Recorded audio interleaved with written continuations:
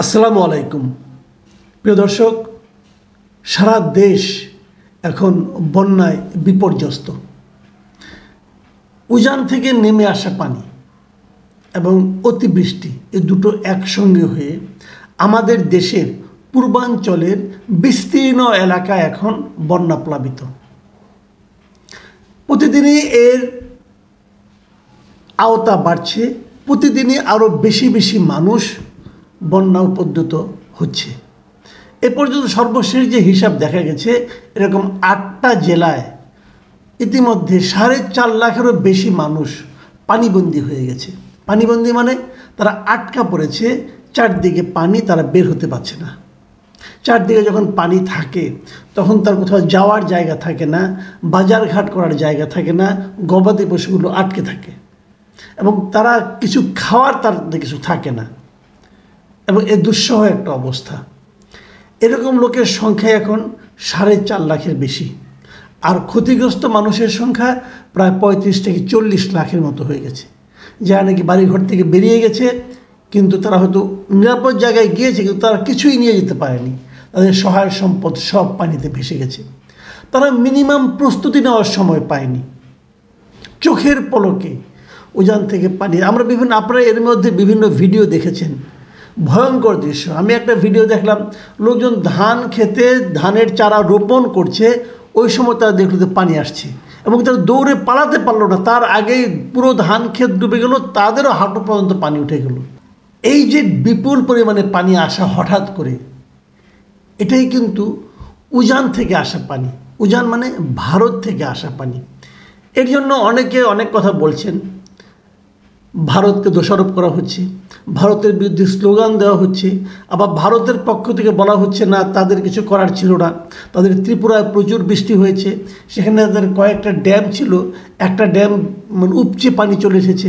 আমাদের পক্ষ থেকে যারা স্লোগান দিচ্ছে তারা বলছে না, আপনারা ড্যাম খুলে দিয়েছেন হঠাৎ করে আমাদেরকে পানিতে ডুবিয়ে মারার জন্য। এর মধ্যে কেউ কেউ এটাও বলছেন যে তাদের ভারতের পছন্দের শেখ হাসিনাকে এদেশের মানুষ তাড়িয়ে দেওয়ার কারণে, সে পালিয়ে যাওয়ার কারণে ভারত আমাদের উপর প্রতিশোধ দিচ্ছে এভাবে পানি ছেড়ে আমাদের ডুবিয়ে মারার জন্য। ভারতীয় বিভিন্ন পত্রপত্রিকায় এনে, বিভিন্ন মিডিয়াতে, পত্রপত্রিকা বলবো না, মিডিয়াতে আমি দেখলাম যে এটা নিয়ে ব্যঙ্গ বিদ্রূপ করা হয়েছে আমাদেরকে নিয়ে, আমাদের অসহায়ত্বকে নিয়ে। এই সবই রাজনীতি, এগুলোর জবাব তো দিতে হবে, রাজনৈতিকভাবেই দিতে হবে। আমাদের দুইজন উপদেষ্টা সরাসরি ভারতের বিরুদ্ধে আঙুল তুলেছেন, বলেছেন তারা ইচ্ছে করে আমাদের সঙ্গে এটা করেছে এবং তারা বলেছেন ভারতের উচিত ছিল ওই ড্যামটা খুলে দেওয়ার আগে আমাদেরকে জানানো, যাতে আমরা প্রস্তুতি নিতে পারি। কী পরিমাণ ক্ষতি হয়েছে এটা নিরূপণ করতে হয়তো সময় লাগবে এবং সেটাতে কত বিপুল বড় একটা অঙ্ক হবে সেটা চিন্তা করলেও ভয়ে গা শিউরে ওঠে। কিন্তু ক্ষতি তো হয়েছে। কিন্তু সব কিছুর চেয়ে বড় কথা যেটা আমি মনে করি সেটা হলো, এখন আপনি কি করবেন? যা হয়েছে সেটা কার জন্য হয়েছে তাকে গালাগালি করেন আপনি, কিন্তু তাতে তো যার ক্ষতিটা হলো তার তো কোনো লাভ হলো না। তার জন্য এখন কি করা যায়, এটা হলো আমাদের আশু প্রয়োজন। ওটাও চলবে, প্রতিবাদ চলতে থাকবে, কূটনৈতিক আলোচনা চলতে থাকবে, তাদের উপর পাল্টা চাপ দেওয়া চলতে থাকবে, বিভিন্ন প্রক্রিয়া আমরা সেগুলো করতে পারবো, বাস্তবায়ন করতে পারবো, চেষ্টা করতে পারবো। কিন্তু তার আগে প্রথম প্রশ্ন হচ্ছে, এই যে আটকা পড়া, এই যে বিপন্ন মানুষ, পানিতে আটকা পড়া মানুষগুলো, তাদের জন্য আমরা এখন কি করব?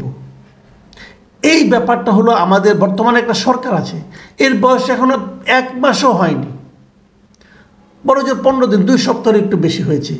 এই 2 সপ্তাহ বয়সী একটা সরকার কিভাবে এই সংকটকে মোকাবেলা করবে? দেখুন, সরকারের কী করণীয়, সরকার ত্রাণ পাঠাতে পারে এবং আমি দেখেছি সাধারণ মানুষের মধ্যে এটা নিয়ে উদ্বেগ। সাধারণ মানুষও কিন্তু এই আমাদের যে বিপন্ন মানুষ যারা আছে, যারা বন্যা দুর্গত এলাকায় আটকে পড়েছে, যে সমস্ত মানুষ, তাদের জন্য কিছু একটা করতে চায় এবং এটা আমরা আগেও দেখেছি। আমাদের দেশের মানুষের মধ্যে এ ধরনের সহমর্মিতা আছে এবং তারা সেটা প্রদর্শন করে এবং কিছুটা করার চেষ্টা করে। আমি এটাও লক্ষ্য করেছি, আমার নিজেরই কিছু অভিজ্ঞতা আছে।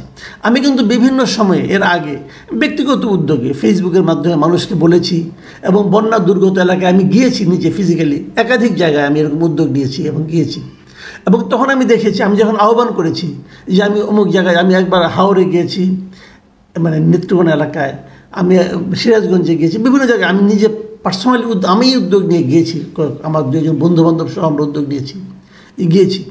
আমার অভিজ্ঞতা হলো প্রচুর লোক সাহায্য করতে চায়। এমনও হয়েছে, আমি দেখেছি যে বন্যার উপদ্রুত এলাকায় আমরা গিয়েছি, যে আমরা কিন্তু ফেরত এসেছি, এর মধ্যে আমরা বলেছি আর কেউ আমাদেরকে টাকা পাঠাবেন না, সাহায্য পাঠাবেন না, আমাদের কাজ শেষ। তারপরেও দেখেছি টাকা এসেছে, এবং অনেকে বলেছে যে আমরা টাকাটা দিয়ে রাখলাম, পরবর্তী সময়ে যদি কখনো আপনি যান তখন এটা ব্যবহার করবেন। এরকমও কিন্তু হয়েছে। যে মানুষের সেই উদ্যোগগুলো আমি দেখেছি, মানুষের সেই সহমর্মিতা আমি দেখেছি। বিদেশ থেকে অনেক আমাদের দেশের মানুষ তারাও সেটা করেছে। কিন্তু আমি নিজের অভিজ্ঞতা থেকে বলি, এই সমস্যা যেটা হয়, যাওয়ার পর আপনি তো ত্রাণ নিয়ে গেলেন। আমি আমার অভিজ্ঞতাটা বলি, আমি যখন নেত্রকোনায় গেলাম, হাওড়া এলাকায় গেলাম, আমরা ত্রাণ নিয়ে গিয়েছিলাম, কিন্তু ত্রাণের বিতরণ নিয়ে সমস্যাটা হয়। আপনি তো ওখানে যে 4 দিন 5 দিন থাকবেন না। আমি ট্রাক বোঝাই করে খাদ্যদ্রব্য নিয়ে গেছি, ওখানে যে বিতরণ করতে গেছি, তখন কিন্তু দেখেছি এটা আরেক সমস্যা। এক জায়গা থেকে আরেক জায়গায় যাওয়া, কীভাবে যাবেন, ট্রলার ভাড়া করেছি, ট্রলার ভাড়া নিয়ে হইচই, আবার ট্রলারের মাল আটতে চায় না। অনেক আমাদের পণ্য ছিল, ত্রাণ সামগ্রী ছিল, খাদ্যদ্রব্য ছিল, সেগুলো প্যাকিং করা, এগুলো একটু বড় ঝামেলা। এবং তারও চেয়ে বড় কথা হলো যে যখন আপনি দিতে যাবেন, এই মানুষগুলিকে সিস্টেমেটিক ওয়েতে দেওয়া, এটা আরেকটা কঠিন জিনিস। এক জায়গায় গেলেন, বলবো অমুক জায়গায় চলেন, অমুক জায়গায় গেলাম, দেখা গেলো যে আমরা প্রায় 10 কিলোমিটার দূরে গেলাম, যে পেলাম মাত্র 50 জন লোক। এখন ওই 50 জন লোকের সমস্যাও কিন্তু কম না, কিন্তু এদিকে আমাদেরও তো সময় ফুরিয়ে আসে। আমি এগুলো আমার ব্যক্তিগত অভিজ্ঞতার কথা বলছি। তখন আমার মনে হয়েছিল এটা যদি একটা সেন্ট্রালি খুবই সিস্টেমেটিক ওয়েতে জড়ো করা যায়, তাহলে ত্রাণগুলি ঠিক মতো ঠিক লোকগুলো পায়। আমরা যখন এককভাবে যাই, তখন কি হয়, ওখানে আমাদের কোনো না কোনো একজন লোকের উপর নির্ভর করতে হয়, যে লোকটা আমাদের পথঘাটগুলি চিনিয়ে দেবে। সেই লোকটা যদি খুব ভালো না হয়, নিরপেক্ষ না হয়, তাহলে ঝামেলা হয়। উনি তখন ওনার পছন্দের জায়গাগুলোতে আমাদের নিয়ে যান, এবং ওনার পছন্দের জায়গাগুলো নিয়ে যাওয়ার পেছনে তারও কিছু রাজনৈতিক ফায়দা আছে। পরে উনি বলে বেড়ান যে আমি ত্রাণ দিলাম, উনি ত্রাণ দিলেন। সেটা যেটা দেখ নাম জানি হোক, সেটা নিয়ে আমার কোনো বক্তব্য নেই, কিন্তু ত্রাণটা পৌঁছে দেয় কথা। কিন্তু উনি যখন দেন, তখন দেখা যাচ্ছে উনি এমন একটা জায়গায় নিয়ে গেছেন যেটা ওনার পছন্দের জায়গা। আবার অন্য লোক যারা পায়নি, তাদের আবার নানা ধরনের সমস্যা। কাজে আমি এই সমস্যাগুলোর সমাধান চাই। আমি মনে করি বিচ্ছিন্নভাবে ত্রাণ না দিয়ে একটা কেন্দ্রীভূত জায়গায় ত্রাণগুলি দেওয়া উচিত, এবং সেই উদ্যোগ আমি এবার লক্ষ্য করেছি, আমার খুব ভালো লেগেছে। আমি দেখেছি এই বৈষম্য বিরোধী ছাত্র আন্দোলন, তাদের ব্যানারে তারা ঢাকা শহরের টিএসসিতে ত্রাণ সংগ্রহ করছে, এবং টিএসসি এখন ত্রাণের বাজারে পরিণত, মানে প্রচুর ত্রাণ সেখানে জমা হচ্ছে। এখন জমা হলেই তো হবে না, এটা ঠিক সেই প্রয়োজন, যার প্রয়োজন তার কাছে পৌঁছতে হবে। আপনি পৌঁছাবেন কি করে? এবার যে বন্যা হচ্ছে, চারদিকে তো থই থই পানি, এবং আমি শুনেছি অনেকে নাকি ছাত্ররা উৎসাহ নিয়ে ত্রাণ দিতে চলে গেছে, যে তারাও আটকা পড়েছে তাদের অভিজ্ঞতা না থাকার কারণে। কাজেই আমি মনে করি এই সময়ে সরকারের উচিত হবে এই বিষয়গুলোকে সিরিয়াসলি হ্যান্ডেল করা। একটা সেন্টারের মনিটরিং সেল করতে হবে প্রতিটা জেলায়, সব ঢাকায় আনার দরকার নাই, প্রতিটা জেলায় এই বৈষম্য বিরোধী ছাত্র আন্দোলন তাদের নেতৃত্বেই, তাদের ব্যবস্থাপনাতেই ত্রাণ সংগ্রহ কেন্দ্র করুন প্রত্যেকটা জেলায়, এবং সেই সংগ্রহিত ত্রাণ সেখান থেকে সরকারি উদ্যোগ, প্রয়োজনে সেনাবাহিনীকে নামিয়ে দিন। সেনাবাহিনী এবং সরকারের বিভিন্ন বাহিনী যাদের হাতে পর্যাপ্ত নৌযান আছে, যত নৌযান আছে, কালকে আমি দেখলাম আমাদের এক উপদেষ্টা নাহিদ ইসলাম, সে বিআইডব্লিউটিতে যে নেতারা সেখান থেকে স্পিড বোটগুলো সংগ্রহ করেছে, এবং উনি সংগ্রহ করার জন্য দীর্ঘ সময় ওখানে ছিলেন। আমার ওনার এই আচরণটা খুবই পছন্দ হয়েছে, যে যার যতটুকু ক্ষমতা আছে সেটা নিয়ে ঝাঁপিয়ে পড়ুন।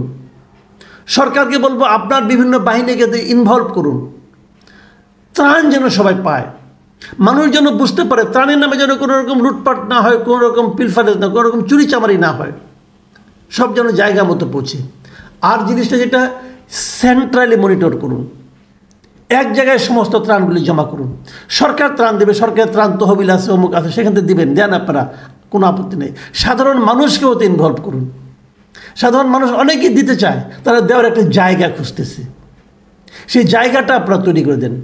প্রত্যেকটা জেলায় এই বৈষম্য বিরোধী ছাত্র আন্দোলন যারা, ওরা এখন এই মুহূর্তে সবচেয়ে সংগঠিত শক্তি আমি মনে করি, তাদেরকে আহ্বান করবো আপনারা প্রত্যেকটা জেলায় আপনাদের ত্রাণ সংগ্রহ কেন্দ্র করুন, এবং সেই সংগ্রহিত ত্রাণ যাতে দ্রুততার সঙ্গে জায়গা মতো ঠিকভাবে পৌঁছে তার জন্য সেনাবাহিনী সহ অন্যান্য যাদেরকে আনা সম্ভব, এটা সরকার ভালো বুঝবেন, সেগুলো আপনারা বিতরণ করুন।